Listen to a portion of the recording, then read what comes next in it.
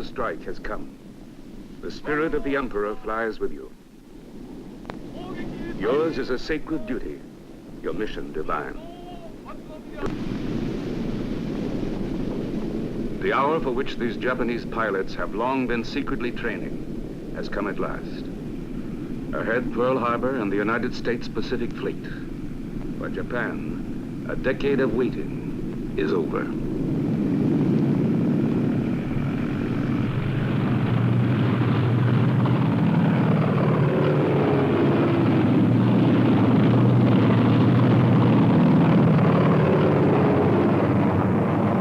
It is 6 a.m., December 7th, the day of infamy.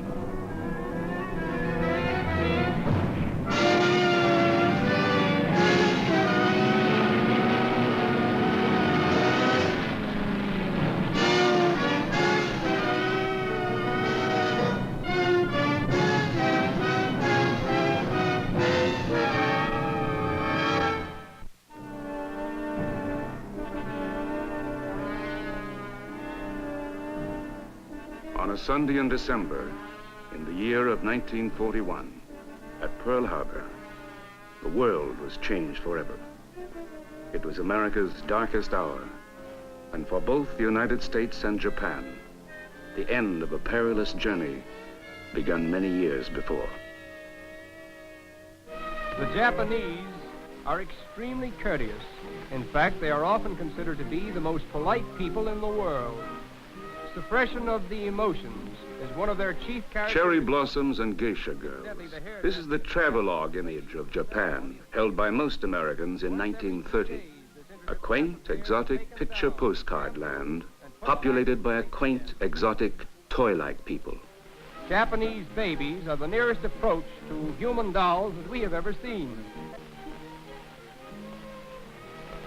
We have enjoyed our visit to Kyoto, and it is here that we say farewell to the island empire.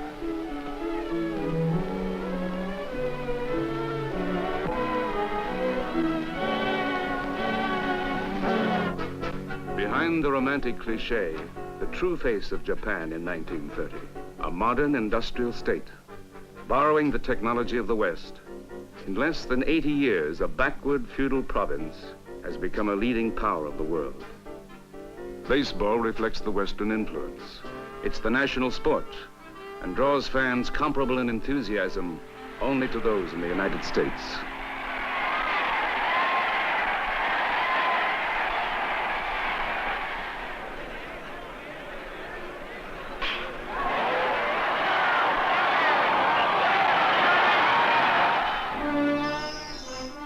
Beneath the veneer of progress, the ancient traditions persist.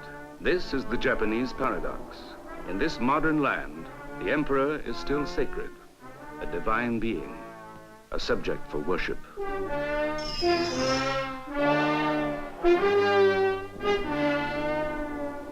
The ancient reverence for the military also remains after centuries of rule by men of the sword.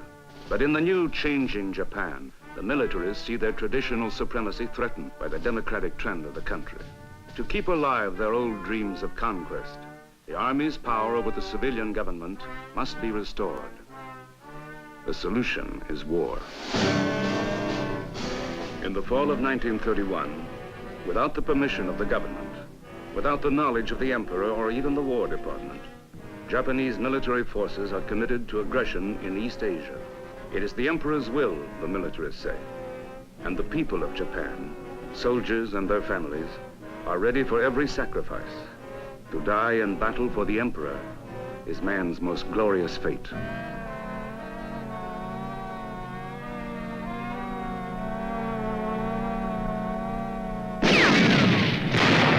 An unauthorized, unjustified attack on Manchuria begins.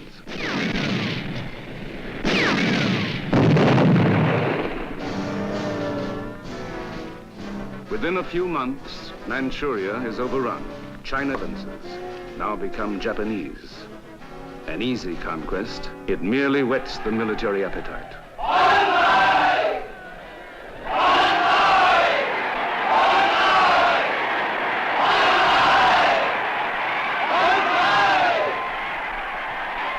In Japan, the victory is celebrated in a frenzy of nationalist fervor. The government, the emperor, must accept the accomplished fact. The old imperialist Japan is winning against the new. Son Excellence, Monsieur Manchuria, délégué du Japon. I call on His Excellency, Monsieur Manchuria, delegate of Japan. At the League of Nations in Geneva, the Japanese answer the charges of aggression in the Far East. It is a matter of common knowledge that Japan's policy is fundamentally inspired by a genuine desire to guarantee peace in the Far East and to contribute to the maintenance of peace throughout the world. Japan, however, finds it impossible to accept the report adopted by the Assembly. Led by Matsuoka, an ardent militarist, the Japanese now withdraw from the League to pursue their divine mission to rule East Asia. In order to fulfill her mission, Japan secretly expands her navy, builds the largest, fastest ships of any nation in the world. A growing fleet must have more men. We are striving for superhuman skill, graduates of the Naval Academy are told. When you are training on your ships, there'll be no Saturday or Sunday, no rest or sleep. It is a great honor, for you serve the Emperor.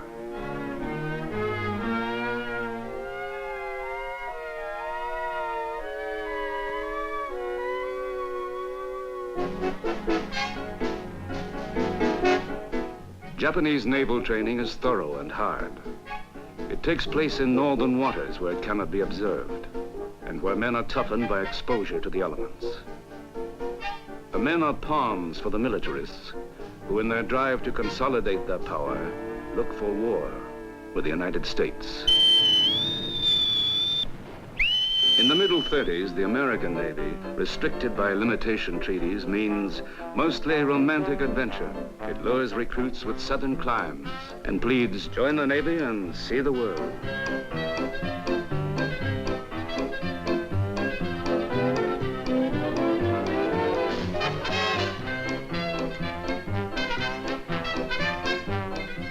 The ports are exotic, and there's a girl in every one of them.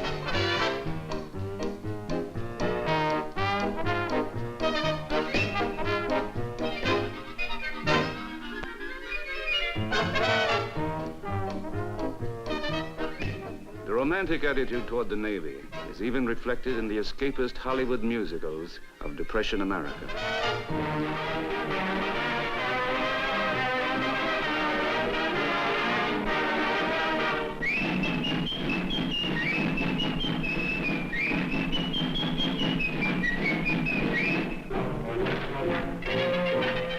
The American sailor is idealized in films like Footlight Parade with Ruby Keeler and James Cagney. Oh, please, you take me on great big steamboat with you across the sea. I'd like to take you, but that great big steamboat don't belong to me.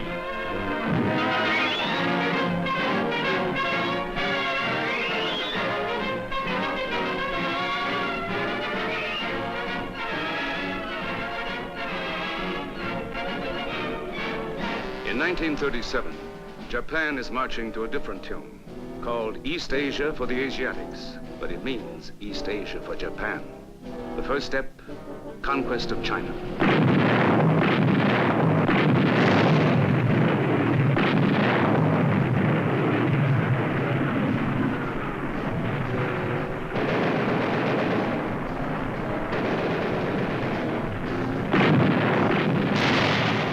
China is assaulted both by land and sea.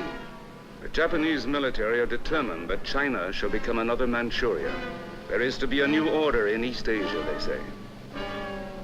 The Japanese have a still larger goal, war with the United States. On December 12, 1937, the American gunboat, the USS Panay, is sailing up the Yangtze. Her job is to protect American life and property in the war-torn river valley. Aboard, she carries evacuees from the besieged city of Nanking.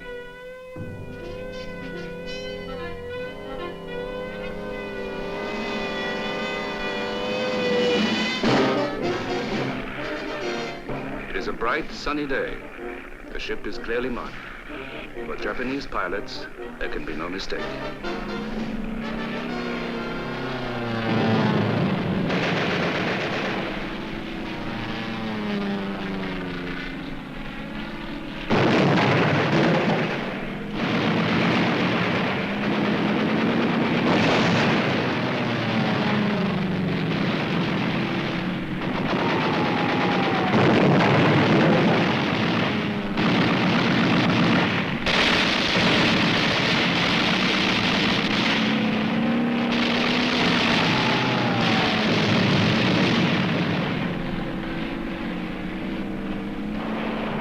For 20 minutes, the ship is bombed and strafed.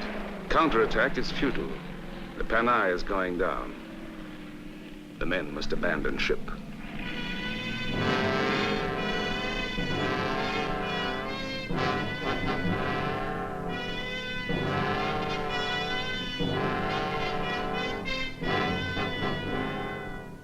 Three men have been killed, 11 seriously wounded. The attack has been deliberately planned. To solidify their position of power, the Japanese military hope to provoke a war with the United States.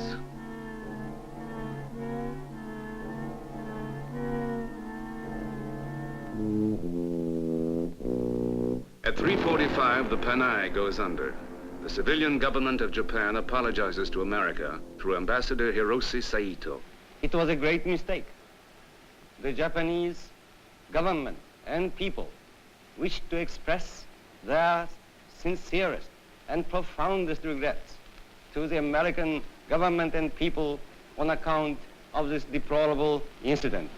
A confused isolationist America, anxious to avoid war, gladly accepts Japan's apology. And while protesting the aggression in China, continues to sell the means of war to the aggressor.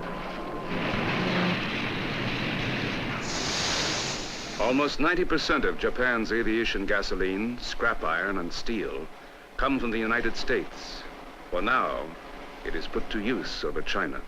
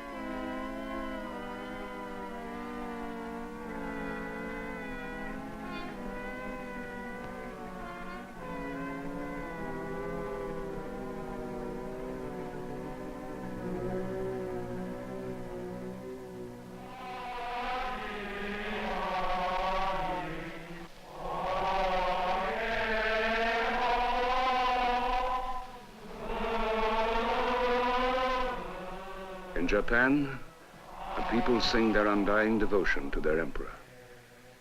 Neither they nor he can stop what is started.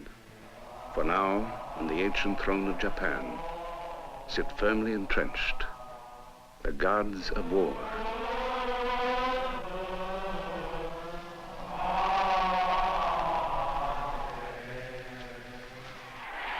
In Germany, another captive people, hypnotized by a promise of grandeur, cheer the visit of a friend, Yosuke Matsuoka.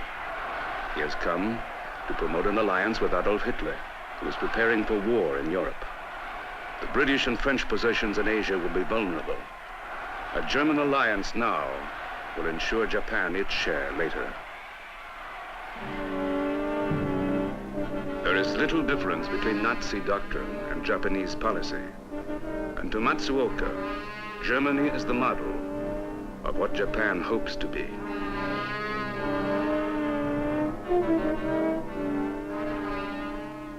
Matsuoka departs, having drawn Japan's ambitions closer to German might. A formal alliance is still to come, but the ring of tyranny is closing, and the world on the threshold of war does little but watch and wait.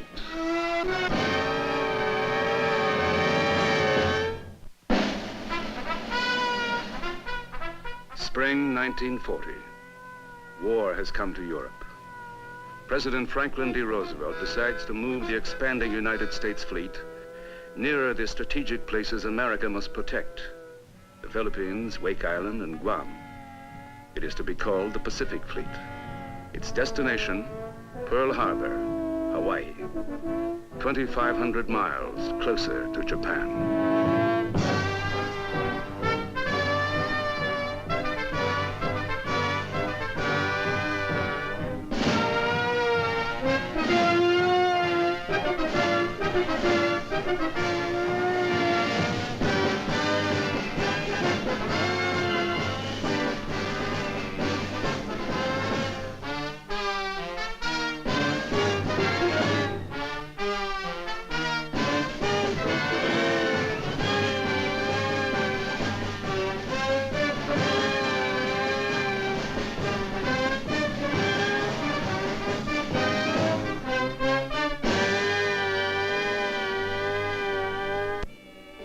In Japan, the movement of the American fleet causes a cabinet crisis.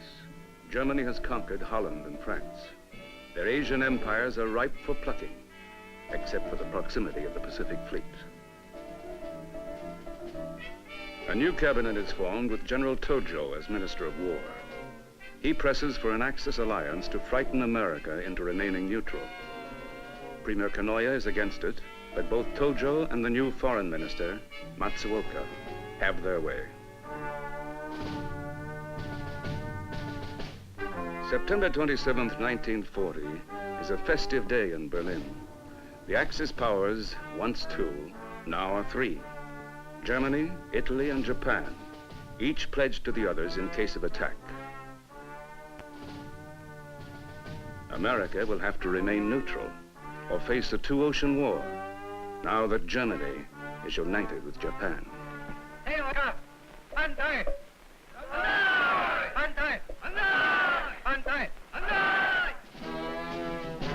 Now Japan prepares to launch her drive toward Southeast Asia, storehouse of tin, rubber, and oil.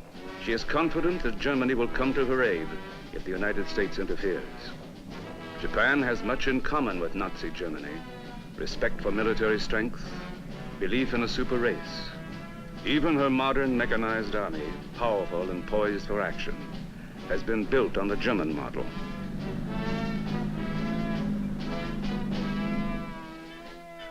In 1940, trucks marked tanks are being featured in U.S. Army maneuvers. Wooden machine guns, stovepipe anti-tank guns, improvised mortars with empty beer cans for ammunition. They are symbols of a pacifist America slumbering in a dream of peace.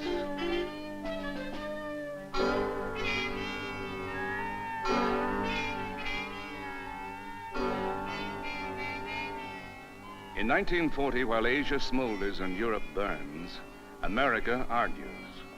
There is sharp division: intervention or isolation. That is the embattled question that tears the nation asunder. The America First Committee is among those opposed to President Roosevelt's plea for preparedness and aid to Britain and China. Its chief spokesman is Charles Lindbergh.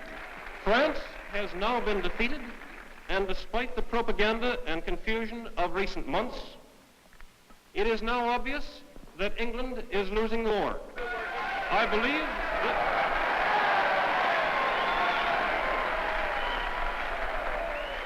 and I have been forced to the conclusion that we cannot win this war for England regardless of how much assistance we send. If Great Britain goes down, the Axis powers will control the continents of Europe and Asia and Africa and Australasia and the high seas. We must be the great arsenal of democracy. For us, this is an emergency as serious as war itself. In October 1940, over violent opposition, Roosevelt pushes through America's first peacetime draft. The first number drawn by the Secretary of War is serial number 158. 15 million men become government issue, and reluctantly, America takes a giant stride toward commitment.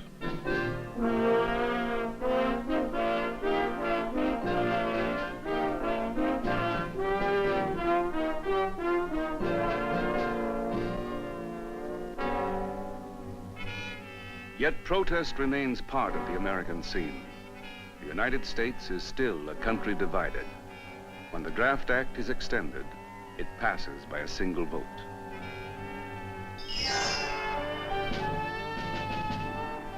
In Japan, a whole nation is being conscripted, mobilized. The entire civilian population is trained for any eventuality of war, including attack from the air.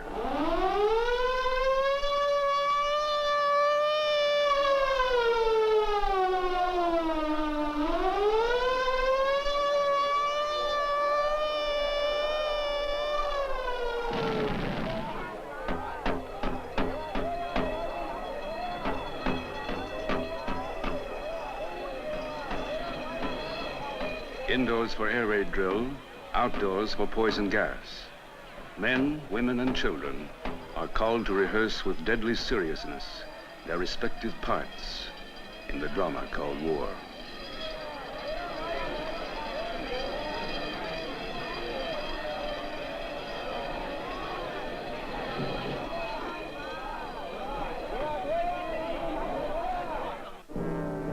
Now the Japanese military proceeds with its plans for the conquest of Southeast Asia. With Europe tied down by war and the United States by indecision, this is the golden opportunity. The Dutch East Indies, British Malaya, the Philippines are scheduled for conquest. But French Indochina must be taken first. In July 1941, the Japanese occupy Indochina and begin to march toward Southeast Asia, the oil deposits of the Indies. To lubricate her war machine, Japan needs oil. And for oil, she is still dependent on the United States. In Washington, Japan's move into Indochina is met decisively. Entreaties against aggression, material aid to China, even an embargo on scrap iron prevailed to restrain the Japanese.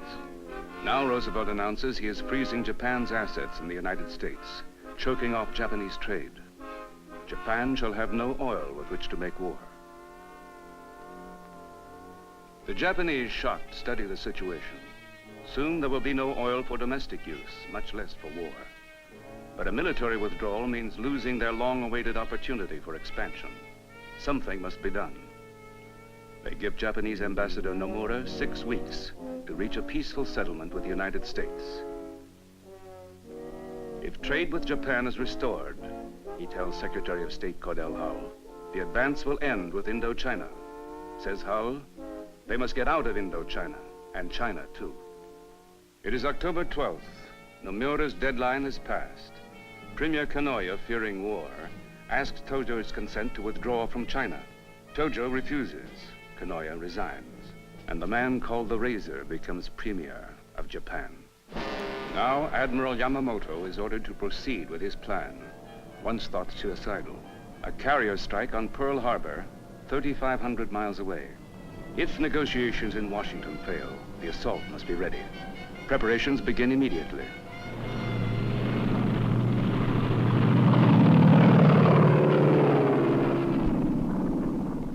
Special torpedoes for the great ships in the shallow waters of Pearl Harbor are tested. The art of strafing is perfected for the airfields called Bellows and Wheeler and Hickam.